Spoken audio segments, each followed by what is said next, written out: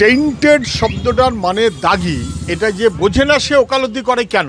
তার টাকা ফেরত দিতে হবে এই কথাটার মানে কি? এবং সে যে আরেকবার টেস্টেড হবে না এই কথাটার মানে কি? এটা যে বোঝে না সে ওকালতি করে কেন? সে জেনে বুঝেও করছে, কারণ আমাদের মানুষের ট্যাক্সের টাকায় সরকারের কাছ থেকে সে কোটি কোটি টাকা পায়। সুপ্রিম কোর্টের পরে ডিভিশন বেঞ্চ হয়ে গেছে, তাতে ধরা পড়েছে, আবার এসে সরকার ধাক্কা খাচ্ছে। যদি ঠিক থাকতো এত বড় বড় উকিল বার করে নিতে পারলো না কেন? এত বড় বড় উকিল বার করতে পারলো না, আর তাদের তুলনায় কম পয়সার উকিল বিকাশ ভট্টাচার্য যে কথা সবাই মেনে নিচ্ছে কেন? কারণ বিকাশ ভট্টাচার্য যেটা বলছে সেটা যুক্তিতে যথার্থ।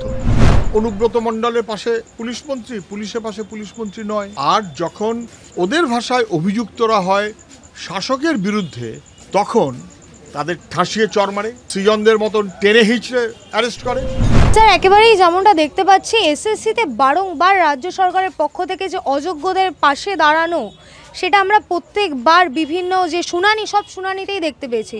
অবশেষে রাজ্য সরকার আবারও ধাক্কা খেলো সেই হাইকোর্টে। কি বলবেন সে বিষয়ে? রাজ্য সরকার এসএসসি মামলাতে আবারও ধাক্কা খেয়েছে। কতবার ধাক্কা খেলো এটা নিয়ে? তাতেও কোনো কাণ্ডজ্ঞান হবে না, দোকান কাটার মতন চলছে। নির্লজ্জভাবে চাকরি চোরেদের পাশে দাঁড়িয়েছে রাজ্য সরকার। যোগ্য অযোগ্য শব্দটা আমি ঠিক বলে মনে করি না। যোগ্য মেধাসম্পন্ন, আর উল্টো দিকে চাকরি চোর, দুর্নীতিগ্রস্ত, টেইন্টেড, দাগি। সুপ্রিম কোর্ট এই শব্দটা ব্যবহার করেছে। ফলে যারা ইতিমধ্যে দাগি হিসেবে চিহ্নিত, তাদের নতুন করে অ্যাপ্লাই করার কোনো সুযোগ নেই এই পরীক্ষায়, এবং কারণ এরা ইতিমধ্যেই টাকার কারবার করেছে, এবং বড় এদের টাকা ফেরত দিতে হবে।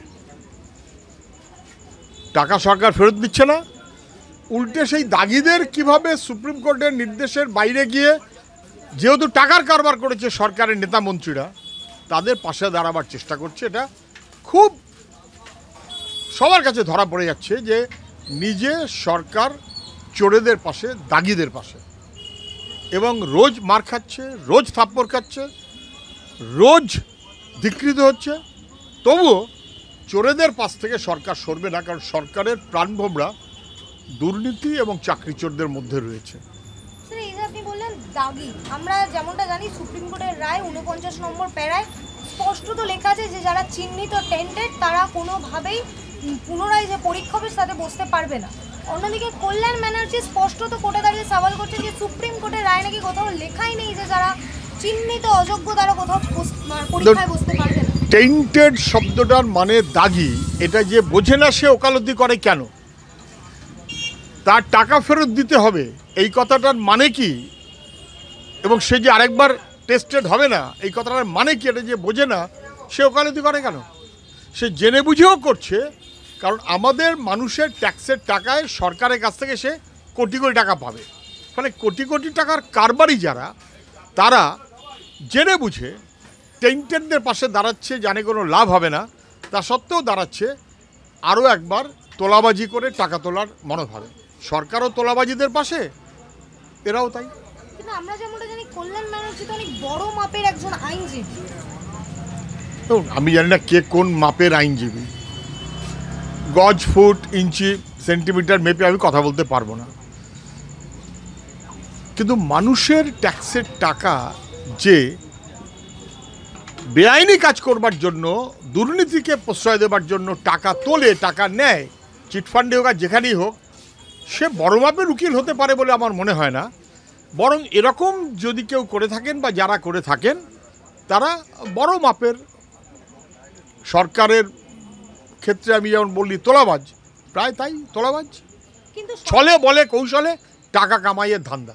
কিন্তু সরকারের পক্ষ থেকে তো বারংবার বিভিন্ন সভাতে বারংবার আমাদের মাননীয় তিনিও স্পষ্টত বলেছেন যে বিকাশ রঞ্জন ভট্টাচার্যরা চাকরি গেছে, তারা তো চাকরি দিতে চেয়েছে। অভিষেক ব্যানার্জিও সভা থেকে বলেছে। অভিষেক ব্যানার্জি কী বললো আর মমতা ব্যানার্জি কী বললো তার উপর কিছু নির্ভর করে না। তাহলে ওদের বলতে হবে যে ওরা যে দামি দামি উকিল জোগাড় করেছে, সেই তুলনায় তো বিকাশ ভট্টাচার্য ওদের বিবেচনায় কম দামি।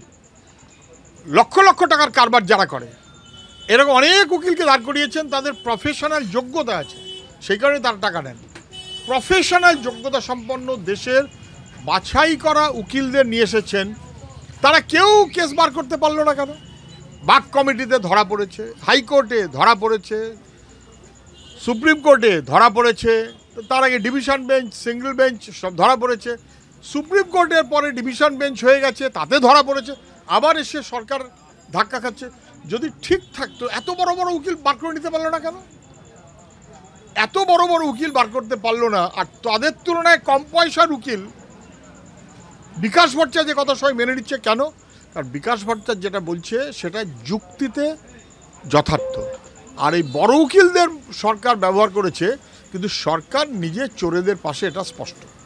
কিন্তু সেই জায়গায় দাঁড়িয়ে আমরা দেখতে পাচ্ছি 26,000 প্যানেল যেমন সম্পূর্ণ বাতিল, তারপরেই একেবারে প্রাইমারিতে এর থেকেও বড় দুর্নীতি আমরা দেখতে পাচ্ছি। কারণ কি তাদের কোনো ওএমআর নেই, এরার ফ্রি কোনো লিস্ট এখনো পর্যন্ত প্রকাশ হয়। দেখুন 2016 সালে অ্যাপয়েন্টমেন্ট হয় প্রাইমারি। আমি তখন বিধানসভায় বাম পরিষদীয় দলের দলনেতা। আমার মনে আছে যেদিন সরকার ঘোষণা করলো সেদিনই উকিলরা আমার কাগজ দিয়ে বলল যে দাদা এর মধ্যে দারুণ বড় রকমের দুর্নীতি আছে, 1, 2, 3, 4, 5। আমি সাংবাদিকদের সামনে বললাম, বিধানসভায় বললাম, মুখ্যমন্ত্রীকে চিঠি দিয়ে বললাম, অন্তত 12 বার আমরা বিধানসভা অধিবেশন থেকে মুলতুবির দাবি করলাম, একের পর এক চিঠি দিলাম, সরকার কোনো উত্তর দেয়নি। সরকার নিজেও জানে যে সে অপরাধীদের পাশে, সরকার কোনো উত্তর দিতে পারেনি। কিন্তু কোনো সন্দেহ নেই যে এসএসসিতে যেমন দুর্নীতি, প্রাইমারিতে দুর্নীতি শোনা যাচ্ছে নাকি তার চেয়েও বেশি।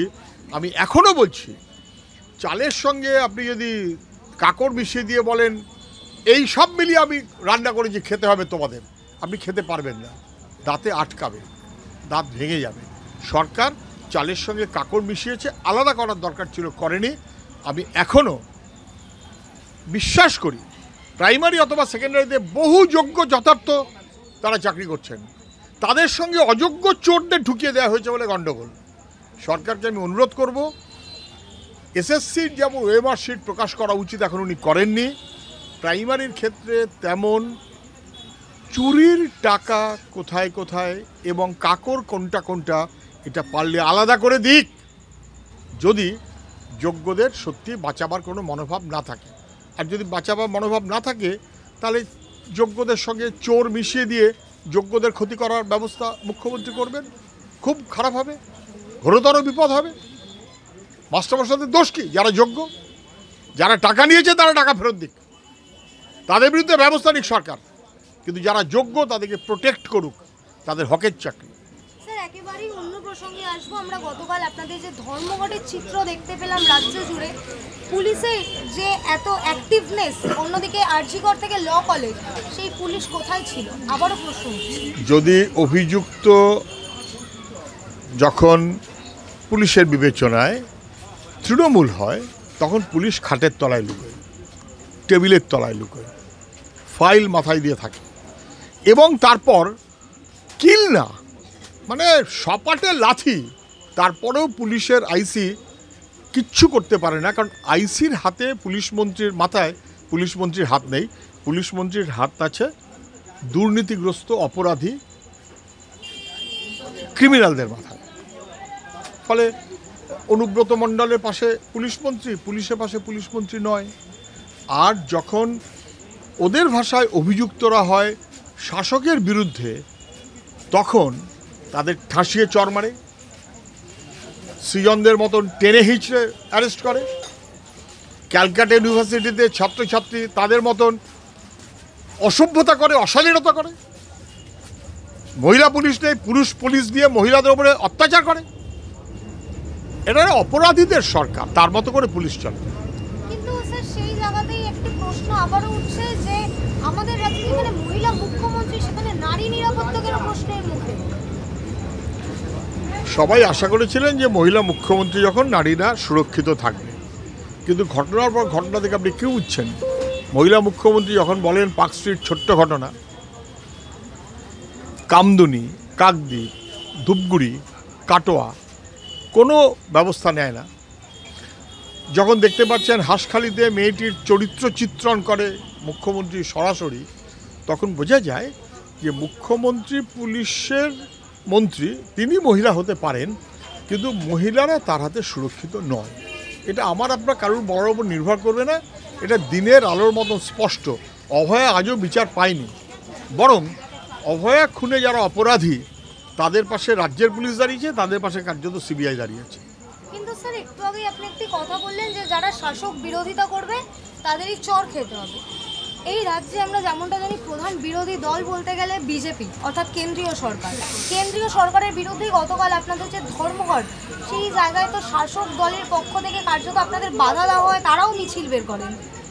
বিজেপি কেন্দ্রের সরকার, তার জনবিরোধী নীতি, শ্রমকোড, কৃষকের উপরে আক্রমণ, মানুষের জীবন জীবিকা, এই সব তার বিরুদ্ধে গোটা দেশের স্ট্রাইক। গোটা দেশে কোথাও আপনি দেখেছেন পশ্চিমবাংলায় যেভাবে পুলিশ এবং তৃণমূলের বাহিনী যেভাবে রাস্তায় নেমে আক্রমণ করেছে, আপনি ভারতবর্ষে কোথাও দেখেননি, এমনকি বিজেপি শাসিত রাজ্যেও দেখেননি। এই যে কথাটা আমরা বলতাম, অনেকে হয়তো মানতেন না, বিজেপিকে চিমটি কাটলে মমতা ব্যানার্জি জ্বলছে কেন, লাগছে কেন, তার কোথাও একটা বাধা আছে। এই বাধাটা কড আরএসএস, ফলে বিজেপিকে চিমটি কাটলে মমতার লাগে না, বুঝবার কোনো কারণ নেই। এবং কালকের ঘটনাতে একেবারে স্পষ্ট হয়ে গেছে যে বিজেপির সরকারের চাইতেও বেশি বিজেপিপন্থী মমতার সরকার এবং শাসক দল। কিন্তু আপনাদের তো নাকি কেউ পাত্তা দেয় না, যেখানে নাটক করে আপনারা কয়েকজন মিলে ছবি তুলতে যাচ্ছেন, জনগণ তাড়িয়ে দিচ্ছে, খিস্তি করছে। কুণাল ঘোষ ফেসবুকে পোস্ট। ঠিক আছে, ঠিক আছে, কুণাল ঘোষ খুব ভালো বলেছেন, ওর উত্তরোত্তর শ্রীবৃদ্ধি হোক। উনি ওই বলেছিলেন না, সারদার সবচাইতে বড় চোর কার কথা বলেছিলেন, ডেলোর পাহাড় কার কথা বলেছিলেন, উনি সেগুলো হজম করতে পারেন। মানুষ সব জিনিস হজম করে না, যেটা মানুষ সত্য তার পাশে দাঁড়ায়। কিন্তু অনেকে সকালে যেটা বলে বিকেল উল্টো কথাটা বলে, ওটা তৃণমূলের কালচারের মধ্যে আছে, ওটা তৃণমূলের যারা কর্মী নেতা তাদেরও অনেকের মধ্যেই আছে। যে যত বেশি মিথ্যে বলবে সে তত বেশি তৃণমূলের নেতা হবে। কিন্তু কেরালায় যেখানে আপনাদের সরকার রাজত্ব বলা যেতে পারে, সেখানে আপনাদের ওখানে ধর্মঘট করা নিষিদ্ধ, সেই জায়গায় আপনারা এখানে ধর্মঘট করছেন। কুণাল ঘোষ বারংবার প্রশ্ন তুলছেন বামপন্থীরা কেরালায় ধর্মঘট করা নিষিদ্ধ, কুণাল ঘোষ না জেনে বলেছে। কুণাল ঘোষ একটা অর্ডার কপি পোস্ট আরে করেছেন। অর্ডার কপি দিক, অর্ডার কপি আমিও আপনাকে দিতে পারি, তো সব আজকাল মেলে সব পাওয়া যায়, নেটে সব পাওয়া যায়, ওগুলো কোনো কঠিন কথা না। কিন্তু ওর জেনে রাখা উচিত যে কালকে কেরালাতে সর্বাত্মক 100 ধর্মঘট হয়েছে। কোথাও পুলিশ লাঠি চালায়নি, কোথাও শাসকের বাহিনী রাস্তায় নেমে হুমকি দেয়নি। কেরালার শাসক দল যদি সিপিআই এবং বামপন্থীরা হয়, তাহলে তারা তো কোথাও রাস্তায় নামেনি, পুলিশ মন্ত্রী তো কোথাও পুলিশকে নামতে বলেননি। তাহলে অর্ডার কেন? ওই কোর্টের বাইন্ডিং। বিজেপি গেছিল কোর্টে এবং তার থেকে একটা অর্ডার বার করেছে, এবং সেই অর্ডারে বার করার পরিপ্রেক্ষিতে ওইটুকু লিখে দিতে হবে, ব্যাস লিখে দিয়েছে, কেল্লা খতম, আর কোনো কিছু করার নেই। মানুষ ধর্মঘট করেছে, সরকার বুঝেছে এই ধর্মঘটটা বেঠিক না, শাসক দলে তাই বুঝেছে। স্যার একেবারেই শেষ প্রশ্ন, আমরা জানি সামনেই একেবারে 21শে জুলাই, আমরা গতকাল পুলিশের যে অ্যাক্টিভনেস দেখতে পেয়েছিলাম সেটা কি আমরা 21শে জুলাই? হ্যাঁ, 21শে জুলাই পুলিশ সর্বত্র থাকবে, যাতে যত্রতত্র মাংস বিরিয়ানি খাবার ব্যবস্থা করার পর পাতা ঠাতাগুলো গুছিয়ে রাখা যায়, যাতে মিছিলের বাহিনী ঠিকমতো যাতে আসে, না আসলে তাদের জোর করে গাড়িতে তুলে নিয়ে আসা যায়, এবং তারপর সমস্তটাকে ভালো করে যাতে পাহারা দেওয়া যায়। পুলিশ শাসক হলে এক কাজ করে, শাসক না হলে আরেক কাজ করে।